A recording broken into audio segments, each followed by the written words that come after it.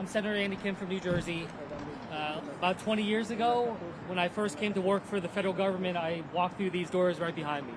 I was started off my career in public service at USAID.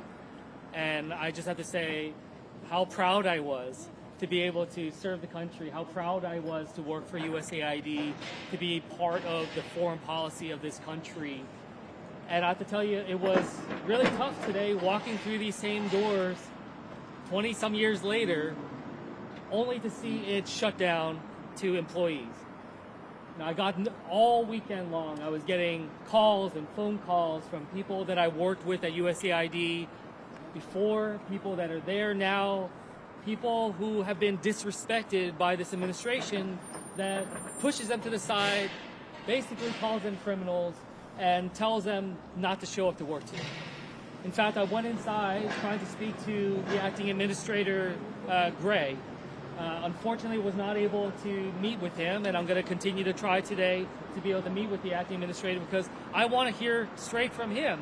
You know, these are the orders that he gave. You know, you have mysterious people within this new administration sending out emails across the entirety of USAID telling them not to show up. I talked to the security guard.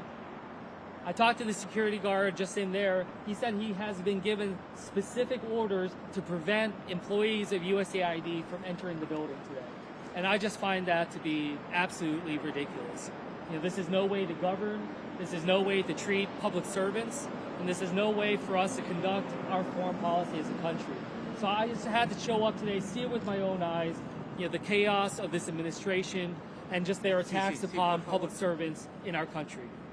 What recourse does Congress have? It doesn't seem like any, Republican senators are really speaking out about how this is being handled. Do you sort of foresee Congress taking any action to? Well, I certainly hope Congress takes action because what is happening here is illegal.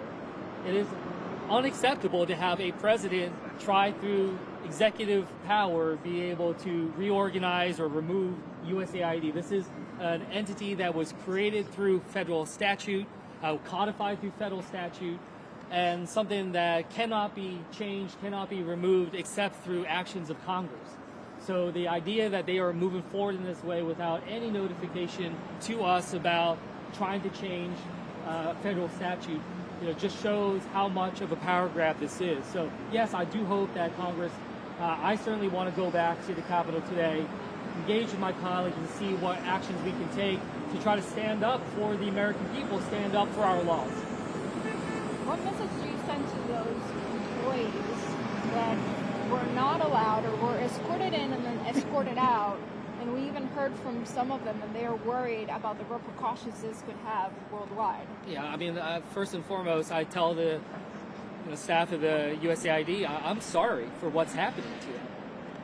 I'm sorry from the bottom of my heart. As someone who was so proud to work at USAID, my very first job in the federal government was right here at USAID, and the fact that these employees are being demonized, the fact that they're being called, it's a criminal organization from Elon Musk, the fact that they're being told not to show up, that the federal aid is being frozen. I mean, it's just such disrespect.